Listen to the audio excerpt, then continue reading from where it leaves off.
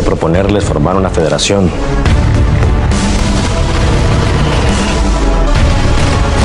Y un nuevo trato con el gobierno. Manejar a los narcos es una tarea. Va a ser todo un éxito. ዓለማችን ወንጀለኛ ነው ብላ ትጠራዋለች። እሱ ግን ራሱን ቢዝነስማን ነኝ ይላል። ይህ የጎዳና ላይ ተራ ዱርዬ ታሪክ አይደለም። ይህ ዓለም ያየው እጅግ አስፈሪውና ብልጡ የቢዝነስ ሰው ታሪክ ነው። እስኪ ያስቡት፣ አንድ ሰው እንዴት ብሎ ነው የዓለምን ኃያል ሀገር አሜሪካን ብቻውን የሚያታልላት? ፖሊሶች በካሜራ ደንበሩን ሲጠብቁ፣ እሱ ግን ከመሬት በታች ባቡርና አየር ማቀዝቀዣ ያለው ዘመናዊ ዋሻ ቆፍሮ ዕቃ ያስተላልፍ ነበር። ዘዴው እዚህ ጋር ብቻ አያበቃም።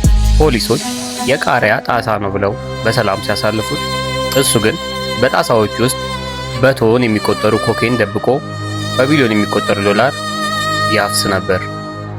ከዚህ ባለፈ ለሰው ሁሉ ሲኦል የሆነው እስር ቤት ለሱ ሪዞርት ነበር። ሲፈልግ ይገባል፣ ሲደብረው ደግሞ በልብስ ማጠቢያ ጋሪ ተደብቆ እንደ ፊልም ያመልጣል። ኤልቻፖ ማለት ሕግን በቁልፍ ቁልፎ የያዘ ሰው ነው። ለመሆኑ ይህ ሰው እንዴት ነው ወንጀልን ወደ ኮርፖሬት ቢዝነስ የቀየረው? እንዴትስ ነው ፎርብስ መጽሔት ላይ እስኪወጣ ድረስ ኃያል ሊሆን የቻለው? በዚህ ቪዲዮ የኤልቻፖን ጉድ ከዚህ በፊት ሰምታችሁት በማታውቁት መንገድ ነግራችኋለሁ። ከማይናማር ገበሬነት ወደ ዓለም አቀፍ ሲኦ ተዘጋጁ። ይህ ማልዳ ፖድካስት ነው። ታሪኩ አሁን ይጀምራል። የኤልቻፖ ታሪክ የሚጀምረው በድህነትና በጭቃ ውስጥ ነው። ግን ይሄ ልጅ ከጅምሮ የተለየ ነበረ። ቻፖ የተወለደው ላቱና በምትባል በጣም ደሃ መንደር ነበር። ትምህርት ቤት ሂዶ አሁ አልቆጠረም። ይልቁንስ ቢዝነስ መቁጠር የጀመረው ገና በ15 ዓመቱ ነበር። ለምን ቢሉ እዛ መንደር ውስጥ በረሃብ መሞት ወይም ደግሞ የተከለከሉ ሰብሎችን ኢፒኤም መትከል ብቻ ነበር ምርጫው። ኤልቻፖ ሁለተኛውን መረጠ። አብዛኛው ሰው አባቱ አርያዊ ይሆናል። የኤልቻፖ አባት ግን የልጁን የድካም ውጤት እየቀማ ለአልኮል የሚጨርስ ጨካኝ ነበር። ኤልቻፖ ግን እዚህ ጋር ነው አመራርን የተማረው። እኔ እንደ አባቴ አልሆንም፣ እኔ ብር የማገኘው ቤተሰቤን ለማዳን ነው ብሎ የራሱን ትንሽዬ ኩባንያ ከዘመዶቹ ጋር አቋቋመ። ኤልቻፖ መንደሩ ጠበበው። አንበሳ ለመሆን ከአንበሶቹ ጋር መዋል አለብኝ ብሎ ወደ ከተማ ወረደ። በዚያ ዘመን የሜክሲኮ የወንጀል ዓለም ንጉሥ በነበረው ፊሊክስ ጋላርድ ጋር ዘጉድ ፋዘር ስር እንደ ተራ ተላላኪ ተቀጠረ። ነገር ግን ኤልቻፖ እንደ ሌሎች ተላላኪዎች ዝም ብሎ ትዕዛዝ አይቀበልም ነበር። እሱ ዘወትር እንዴት ይህንን ስራ ማዘመን ይችላለሁ ብሎ ያስብ ነበር። ሌሎች ሰዎች ዕቃውን ደንበር ለማሻገር ሳምንታት ሲፈጅባቸው፣ ቻፖ ግን በገንዘብና በብልሃት በ24 ሰዓት ውስጥ ማደስ ጀመረ። በዚያ ምክንያት አለቆቹ ተገረሙና ኤል ራፒዶ ወይም ፈጣኑ የሚል ስም ሰጡት። ልክ እንዳሁኑ አማዞን ፕራይም ቻፖ የሜክሲኮ ፈጣኑ አድራሽ ሆነ። ብዙም ሳይቆይ ኤልቻፖ ከሾፌርነት ወደ ማኔጅመንት አደገ። የራሱን አውሮፕላኖች መግዛት ጀመረ። በሀያዎቹ የዕድሜ ክልል ውስጥ ሆኖ የናርኮስ ዓለም ሲኦ መሆን እንደሚችል ለዓለም አሳየ። ድህነት አበቃ፣ ሀብት መጣ። ግን አንድ ትልቅ አደጋ መጣ። አለቃው ፊሊክስ በፖሊስ ተያዘ። ትልቁ ኩባንያ ፈረሰ። አሁን ጥያቄው ቀጣዩ ንጉሥ ማን ነው የሚል ነበር። አለቃቸው ፊሊክስ ጋርዶ ሲታሰር የሜክሲኮ የዕፅ ዓለም እንደ ቅርጫ ተከፋፈለ። ሁሉም የየራሱን ድርሻ ይዞ ሄደ። ኤልቻፖ ግን ትርፍራፊ አልፈለገም።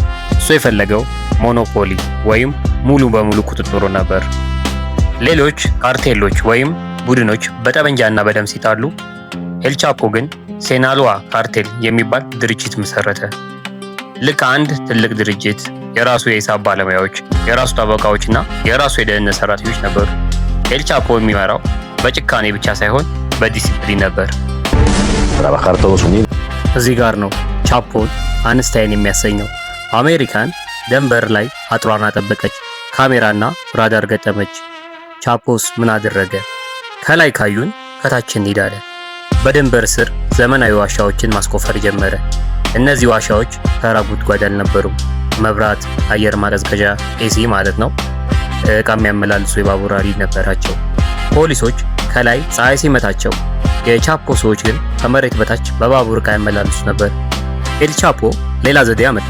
ላ ካማድሬ የሚል የቃሪያ የታሸገ ምግብ ፋብሪካ አቋቋመ። ታሪኩ እንዲህ ነው። በሺዎች የሚቆጠሩ የቃሪያ ጣሳዎችን ያመርታል። ነገር ግን በጣሳዎች ውስጥ ቃሪያ ሳይሆን ኮኬን ይሞላል። ፖሊሶች ጣሳውን ሲያዩት የምግብ ማህተም ስላለው ዝም ብለው ያሳልፉታል። ኤል ቻፖ በሱፍ ዘንጦ ልክ አንድ ትልቅ ላኪና አስመጪ ነጋዴ ሆኖ የአሜሪካን ገበያ ተቆጣጠረው። ነገር ግን ጦርነቱ ፈነዳ። የቻፖ ስኬት ሌሎች ካርቴሎች አስቀናቸው። በተለይ የቲዋና ማፊያ ቡድን ኤል ቻፖን ለመግደል ወሰነ። በሜክሲኮ አየር ማረፊያ ላይ ትልቅ የተኩስ ልውውጥ ተደረገ። በዚህ መሃል ግን አንድ ትልቅ ስህተት ተፈጠረ። ኤል ቻፖን ለመግደል ሲተኩሱ ሳያውቁ የሀገሪቱን ትልቅ ካርዲናል ሃይማኖታዊ መሪ ገደሉ። መላው ሜክሲኮ አበደ። ፖሊሶች ኤል ቻፖን ካላመጣችሁ ብሎ ተነሳ።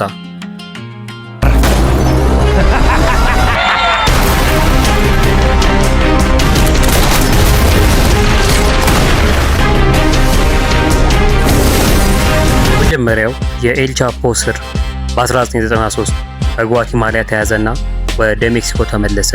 20 ዓመት ተፈረደበት። ማንም ሰው ኤል ቻፖ ታሪክ እዚህ ጋር አከተመ ብሎ ነበር። እውነታው ግን ለእሱ እስር ቤት ማለት አዲስ ቢሮ እንደመከራየት ማለት ነበር። እስር ቤቱን በገንዘብ ገዝቶ የፈለገውን እየበላና የፈለገውን እያዘዘ ኤምፓየሩን ከእስር ቤቱ ነው መምራት ቀጠለ። ለማንኛውም እስረኛ እስር ቤት ማለት የህይወት ማብቂያ ነው። ለኤል ቻፖ ግን እስር ቤት ማለት ሁለተኛው ቢሮ ነበር። ነገር ግን ለረጅም ጊዜ እዛ መቆየት አልፈለገም። ኤል ቻፖ እስር ቤት ውስጥ ሆኖ የፈለገውን ያደርግ ነበር። ምርጥ ምግብ ይገባለታል፣ የቢዝነስ ስብሰባዎችን ያደርጋል። እንዲያውም የእስር ቤት ጠባቂዎች ለእሱ ደሞዝተኛ ነበሩ።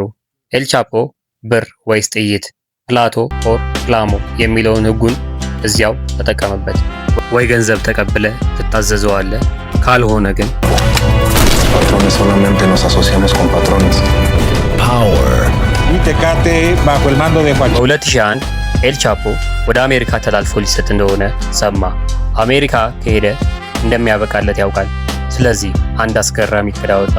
አንድ የልብስ ማጠቢያ ክፍል ሰራተኛ ጓደኛው ማለት ነው አንድ ትልቅ የቆሸሸ ልብስ ጋር ይዞ መጣ።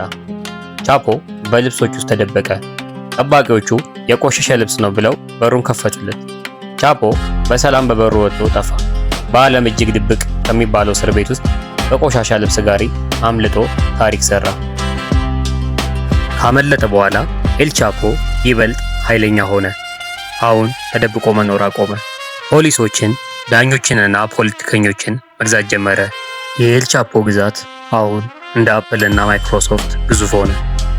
በዓለም ዙሪያ በ50 ሀገሮች ውስጥ ቅርንጫፍ ያለው የቢዝነስ ኢምፓየር ፈጠረ። ፎርብስ መጽሔት በዓለም ላይ ካሉ ባለ ሀብቶች ዝርዝር ውስጥ ስሙን አስገባው። አንድ ወንጀለኛ ከቢሊዮነሮች ጋር እኩል ተሰለፈ። ነገር ግን ኤል ቻፖ አንድ ትልቅ ስህተት ሰራ። ዝና ማለለው። የራሱን ፊልም ማሰራት ፈለገ። ከሆሊውድ ተዋናዮች ጋር በሚስጥር መገናኘት ጀመረ። አሜሪካና ሜክሲኮ በቴክኖሎጂ ተከታትለውት በ2014 እና በ2016 ደግሞ ያዙት። በዚህ መሃል አንድ ሌላ አስገራሚ የማምለጥ ሙከራ አድርጎ ነበር። በእስር ቤቱ መታጠቢያ ቤት ስር 1.5 ኪሎ ሜትር የሚረዝም ዋሻ አስቆፍሮ በሞተር ሳይክል አምልጧል። ይህ ሰውዬ ለመሬት ቁፋሮ ያለው ፍቅር አይቻልም ነበር። በመጨረሻም ግን እድሉ አለቀ። ኤል ቻፖ ተያዘና ወደ አሜሪካ ተላከ። አሁን የሚገኘው በአሜሪካ ውስጥ ኢዲኤክስ ፍሎረንስ በሚባል ወፍ እንኳን በማታመልጥበት እስር ቤት ውስጥ ነው።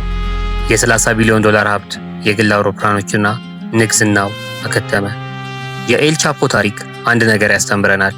ብልህነትና ትጋት ካለ ከጭቃ ተነስተ ዓለምን መቆጣጠር ትችላለህ። ነገር ግን ያንን ብልህነት ለጥፋት ከተጠቀምክበት መጨረሻ ከአራት ግድግዳዎች አያልፍም። እናንተስ ምን ታስባላችሁ?